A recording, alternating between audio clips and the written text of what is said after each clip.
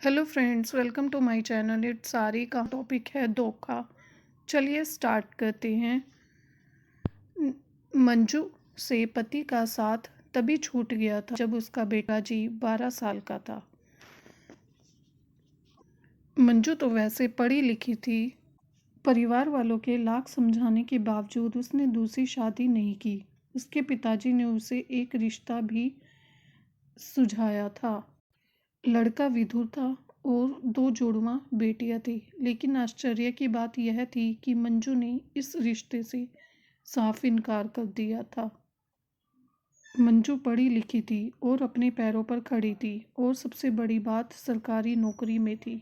अपने बलबूते मंजू ने अपने बेटे राजीव को पढ़ा लिखा कर इस काबिल बना दिया था कि आज वह एक अच्छी कंपनी में काम करता है। जब राजीव को एक अच्छी कंपनी में नौकरी मिली तो मंजू की खुशी का ठिकाना ही नहीं था। उस दिन उन्होंने खुशी खुशी सारे पड़ोसियों को मिठाई का डिब्बा बांटा। मंजू अब बहुत खुश थी। अब मंजू अपने बेटे राजीव की शादी के सपने भी देखने लगी थी। उन्होंने तो अपने कई रिश्तेदारों से राजीव की शादी के लिए खबर भी भिजवा दी, लेकिन एक दिन उन्हें इतना बड़ा धक्का लगा अपने बेटे द्वारा मिला कि उन्हें तो इस पर विश्वास भी नहीं हुआ। राजीव ने एक लड़की से शादी कर ली थी। अपनी माँ के सपने को तो उसने चकनाचूर कर ही दिया था, और साथ ही साथ पूरे सोसाइटी में इज्जत का कचरा भी कर दिया। वैसे मंजू जी ऐसी माँ नहीं थी कि जो अपने बेटे की खुद से लड़की पसंद करने के बाद से नाराज हो जाए या फिर कोई चाल चलने लग जाए ताकि बेटा इस लड़की को भूल जाए, बल्कि वह तो इस बात को बढ़ावा देती ताकि दोनों का रिश्ता खराब ना हो। लेकिन उस दिन बड़ी बेशर्मी से हाथ थामे राजीव अर्चना के साथ घर में प्रवेश कर ही रहा था। मम्मी, मुझे माफ़ करिए। मैं जानता हूँ कि इस बात से आपको घोर निराशा हुई होगी, लेकिन मेरी बात सुनिए और समझिए। अर्चना के माता पिता हमारे इस प्रेम संत से बड़े नाराज चल रहे थे, इसलिए मुझे एकाएक यह कदम उठाना पड़ा और आपको बताने का मौका भी मुझे नहीं मिला। जैसे तैसे यह बात आई और गई। वैसे तो सब कुछ सामान्य हो गया था, लेकिन मंजू के मन में यह बात गहरी चोट कर गई कि इस लड़की की वजह से ही मेरे बेटे ने यह कदम उठाया। कुछ दिनों बाद से ही राजीव के घर में सास बहू में लड़ाई होना शुरू हो गया, क्योंकि मंजू को अर्चना तो पसंद थी, लेकिन उसकी हरकतों ने धीरे धीरे सास मंजू के मन में जहर घोल दिया। क्योंकि अर्चना तो अब मनमानी पर उतर आई थी। अरे अर्चना, यह क्या वक्त हो रहा है? सुबह के 9 बज रहे हैं और तुम अब तक रसोई में भी नहीं हो, सोई पड़ी हो। क्या आपके मायके में भी ऐसे ही अपने माँ बाप को तंग करती आ रही थी? वह माँ जी जरा तबीयत ठीक नहीं थी, इसलिए आज उठने में लेट हो गया। और हाँ माँ जी, सुनिए, मैं अपने माँ बाप को तंग करती नहीं आई थी। आप बड़ी हो, मैं आपका लिहाज कर रही हूँ, लेकिन आपको भी मेरा लिहाज करना पड़ेगा। हर बारी आप मेरे माँ बाप पर चली जाती हैं, यह अच्छी बात नहीं है। अच्छा, तो यह अच्छी बात नहीं है तो क्या अच्छी बात है? बताओ, कौन बहू 9 बजे सोकर उठती है? पहले तो अपनी आदत ही बदलो, फिर यह भाषण बाद में देना। बस यहीं से शुरू हो गया सास और बहू में तकरार। सास बहू में लड़ाई होने का एक कारण यह भी था कि अर्चना दिन प दिन आलसी होती जा रही थी। सारा दिन फ़ोन पर लगी रहती थी और दिन भर टीवी देखते रहती थी। राजीव तो वैसे मुंबई था इस वक्त। सास बहू एक दूसरे की आदी हो गई थी, इसलिए न चाहते हुए भी दोनों में झगड़ा अब धीरे धीरे कम होने लगा था, क्योंकि रहना तो दोनों को साथ में ही था। देखते ही देखते 2 साल ऐसे ही बीत गए। राजीव हमेशा छुट्टियां लेकर आता, लेकिन वह अपने साथ कभी भी अर्चना को लेकर नहीं जाता। सुनिए जी, इस बार मैं पक्का आपके साथ चलूँगी। मेरा यहाँ मन बिल्कुल नहीं लगता। अरे अर्चना, ज़रा समझो, मैं बहुत मेहनत कर रहा हूँ, और जब तक मैं यहाँ मुंबई से अपना फ्लैट नहीं लेता तब तक तुम्हें माँ के साथ ही रहना पड़ेगा। और वैसे भी माँ यहाँ अकेली है, बूढ़ी हो चुकी है, उन्हें भी तो किसी की ज़रूरत है। अब उन्हें वहाँ अकेला छोड़ दूंगा तो समाज क्या कहेगा। मन मारकर अर्चना राजीव की बात मान लेती। वैसे भी उसके पास कोई और चारा ही नहीं था। मायके वालों से वह कोई सहायता तो ले नहीं सकती थी, क्योंकि उसने भागकर शादी की थी राजीव के साथ। अर्चना अब दिन ब दिन कमज़ोर होती जा रही थी। दुख जैसे लगता था उसके चेहरे पर हावी हो चुका है। पड़ोस की महिलाएं कहती कि अरे मंजू, तुम्हारी बहू को होता क्या जा रहा है, जरा उसका भी ध्यान रखा करो। तभी दूसरी महिला ताना कसती है कि अरे दुखी क्यों ना रहे, इतने साल हो गए शादी को, अभी तक बेचारी माँ भी नहीं बन पाई। माँ बनने के बाद एक अलग ही नूर छा जाता है। यह सब सुनकर अब मंजू भी मन ही मन परेशान रहने लगी, मगर उन्होंने बहू के सामने कुछ जाहिर नहीं किया। एक दिन उन्होंने बेटे राजीव को फ़ोन लगाया और बातों ही बातों में कह दिया, अब बस बहुत हुआ, हम दोनों तुम्हारे पास आ रहे हैं। वैसे भी तुम कब तक अकेले रहोगे वहाँ पर, तुम्हें भी तो ज़रूरत है ना। हम दोनों वहाँ पर आ जाएंगे तो तुम्हारे लिए ही आसान हो जाएगा, और तुम खर्चे की चिंता मत करो, मुझे पेंशन तो मिलता ही है। लेकिन इस बार भी वह आनाकानी करने लगा। बस अब मंजू को दाल में कुछ काला साफ साफ नजर आने लगा। हो न हो यह कोई गुल तो जरूर खिला रहा है मुंबई में अकेले रहकर, लेकिन पता लगाऊं भी तो कैसे। तब उन्हें विक्रम जी का ख्याल आया, जो राजीव की सीनियर थे और बहुत ही अच्छे इंसान थे। एक बार राजीव उन्हें दिल्ली लेकर आया था कुछ प्रोजेक्ट के सिलसिले में। तभी मंजू की मुलाकात उनसे हुई थी। एक दिन पार्क में जाकर मंजू ने विक्रम जी को फ़ोन लगाया। हेलो विक्रम जी, आप बोल रहे हैं ना? जी मैं विक्रम बोल रहा हूँ, लेकिन आप कौन? जी मैं मंजू। सॉरी, कौन मंजू? मैं नहीं जानता आपको। आप कहाँ से बोल रही हैं? जी वह मैं राजीव की माँ बोल रही हूँ। अरे सॉरी सॉरी माँ जी, आप बोल रही हैं। वह क्या है ना, मुझे आपका नाम नहीं पता था ना। जी आप कैसी है? अब तबीयत कैसी है? पानी सब ठीक है ना? हाँ बेटा, तबीयत पानी सब ठीक है, बस एक चिंता खाए जा रही है राजीव की। अरे माँ जी, आप चिंता मत क्यों कर रही है? अच्छी पोस्ट पाया हुआ है, अच्छी सैलरी पा रहा है। उसने अपना फ्लैट 3 BHK ले लिया है, सुख सुविधा भरी जिंदगी जी रहा है। बस कह रहा था कि आपको भी अपने पास बुला लेगा। दोनों पति पत्नी मज़े में जी रहे हैं। जी मैं समझी नहीं, आप क्या कह रहे हैं? अरे वह राजीव और उसकी वाइफ श्वेता है ना, दोनों बहुत ही अच्छा परफॉर्मेंस कर रहे हैं। सच में जैसा आपका बेटा लायक था ना, आपकी बहू भी वैसे ही लायक है, कंधे से कंधा मिलाकर चलती है। घर जाकर मंजू बहुत चिंता में थी। आखिरकार उनकी शंका सही साबित हुई। अगली सुबह की ट्रेन पकड़कर वे अर्चना को लेकर साथ मुंबई पहुंच गई। अर्चना को जब राजीव की असलियत का पता चला तो वह 2 चक्कर खाकर गिर ही पड़ी, क्योंकि वो बेहोश हो गई थी। लेकिन ताज्जुब की बात है कि पढ़ी लिखी श्वेता राजीव की पहली शादी और पहली पत्नी के बारे में सब जानती थी। फिर भी वह कैसे इन सब बातों के लिए राजी हो गई। यह क्या किया बेटा? किस बात की सज़ा मुझे तुम दे रहे हो? यह तिल तिल मरने से अच्छा है तुम मुझे जहर ही दे दो, ताकि मैं मर जाऊं और सुकून से हमेशा के लिए सो जाऊं। राजीव, आखिर किस बात की कमी रह गई थी मेरे संस्कार में कि तुम मुझे यह दिन दिखा रहे हो? अरे इतना बड़ा कदम उठाने से पहले कुछ तो सोचा होता। अरे अर्चना तुम्हारी पत्नी है, तुम कैसे शादीशुदा होने के बावजूद भी शादी कर सकते हो? अब तक मूर्त सम्मान खड़ी अर्चना एकाएक बोल उठी।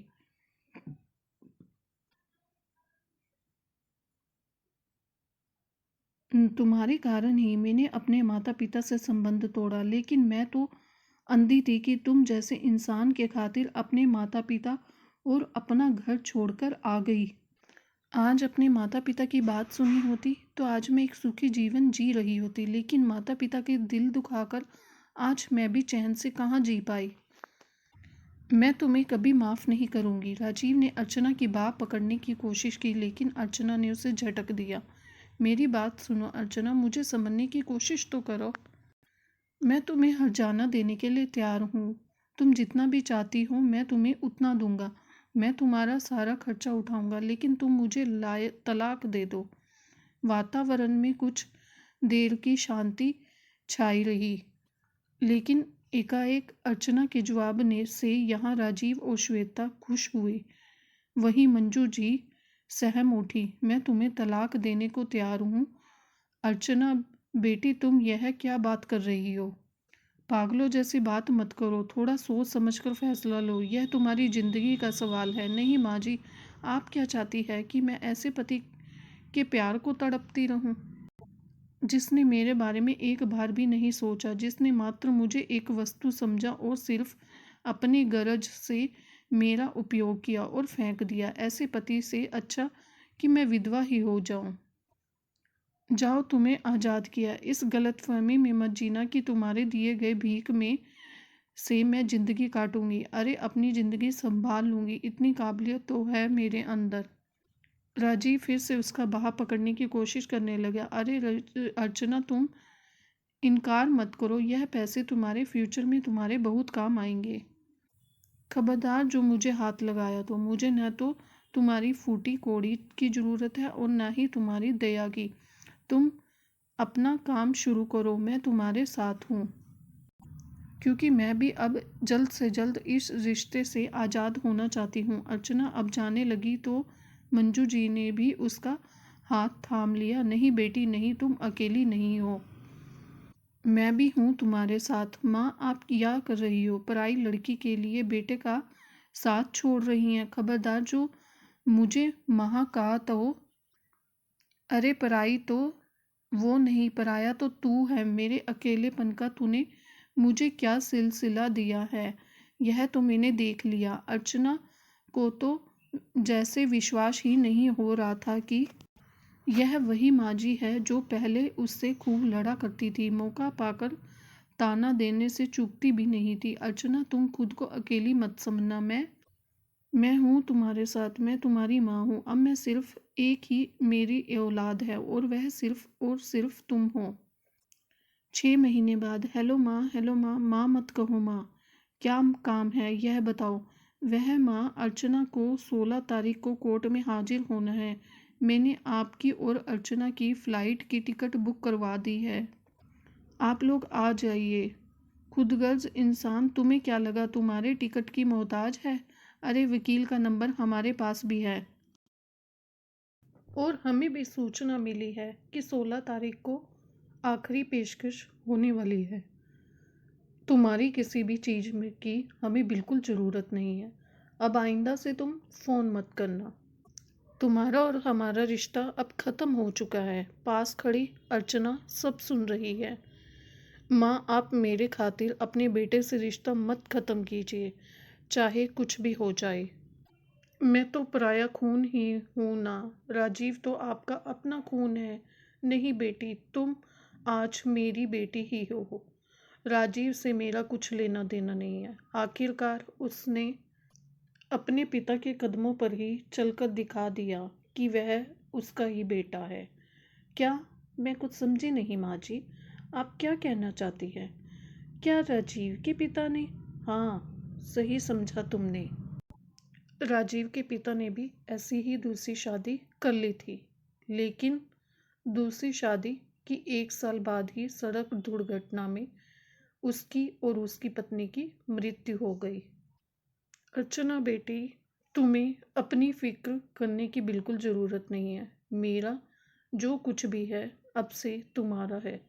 सारी वसीयत मैंने अभी से बना ली है, ताकि मेरा नालायक बेटा आगे चलकर तुम्हें तंग ना कर सके। और मैं तुम्हारी सास नहीं, अब तुम्हारी माँ हूँ।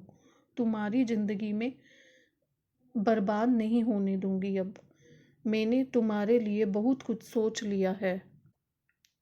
मेरी एक फ्रेंड जो कि अब इस दुनिया में नहीं है, उसका एक बेटा है अजीत, बहुत नेक बच्चा है। मेरे हर सुख दुख में अजीत मेरे बहुत काम आया है। बेचारा अनाथ हो चुका है। मैंने और अजीत ने फैसला लिया कि अब तुम्हें दोबारा से घर बसा लेना चाहिए। नहीं माँ, मैं अब दोबारा शादी नहीं करूँगी और मैं यूँ दया का पात्र बनकर तो शादी हरगिज़ नहीं करूँगी। मुझे ऐसा लगेगा कि मैं बोझ हूँ।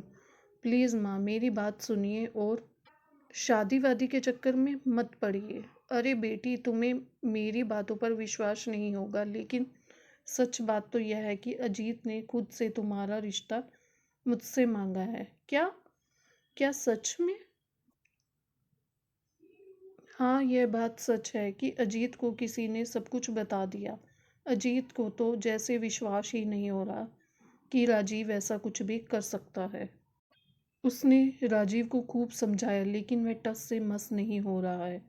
अजीत वाकई बहुत अच्छा है। नहीं माँ, मैंने कहा ना, मैं शादी नहीं करूँगी तो नहीं करूँगी। तुझे मेरी कसम अर्चना। बहू अर्चना का हाथ अपने सिर पर रखते हुए मंजू जी ने उसे कसम दी, अगर तू इस शादी के लिए राजी नहीं हुई तो मैं मर जाऊंगी। मैं जी कर भी क्या करूंगी? मेरे बेटे ने गलत किया, लेकिन उसकी भरपाई तो मैं ही करूंगी, चाहे जो कुछ हो जाए। जब तक तुम्हारा घर हरा भरा होता नहीं देखूंगी, तब तक चैन की नींद नहीं लूंगी। माँ, आप समझ क्यों नहीं रही हैं? आप जिद पर क्यों अड़ गई हैं? जिंदगी में शादी मायने नहीं रखती। राजीव जैसा इंसान से शादी करके मैं कितना कितना पछता रही हूँ, ये आप तो देख ही रही हैं। फिर भी आप जिद छोड़ दीजिए। अर्चना, यह सोच तुम्हारी बहुत गलत है कि हर इंसान राजीव जैसा ही निकलेगा। नहीं, अजीत जैसा पुरुष तो तुम्हें ढूंढने से भी नहीं मिलेगा। मेरी बात मान लो बेटी, राजीव को अपने कर्मों की सजा तो भुगतनी ही पड़ेगी।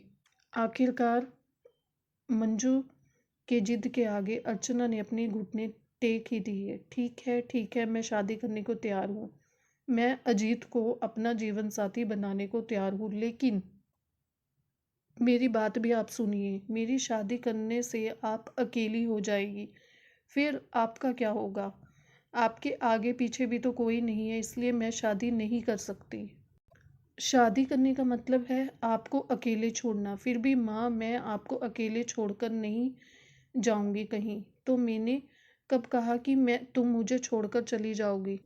अजीत हमारे पास ही रहेगा। अजीत ने अपना ट्रांसफ़र कोलकाता से दिल्ली में करवा लिया है। अब शादी के बाद वह हमारे पास ही रहेगा। अपने आंसुओं को पोंछते हुए अर्चना अपनी माँ मंजू से लिपट गई। थैंक यू माँ। जब आप बिना कुछ पूछे ही अपने सवालों के जवाब पा जाते हैं, कहीं का सवाल कहीं का जवाब बनकर सामने चला आता है।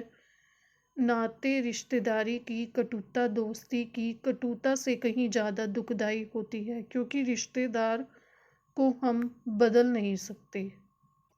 अजीत ने बगल वाला 602 फ्लैट खरीद लिया है। अब हम और तुम पड़ोसन भी बनने वाली है।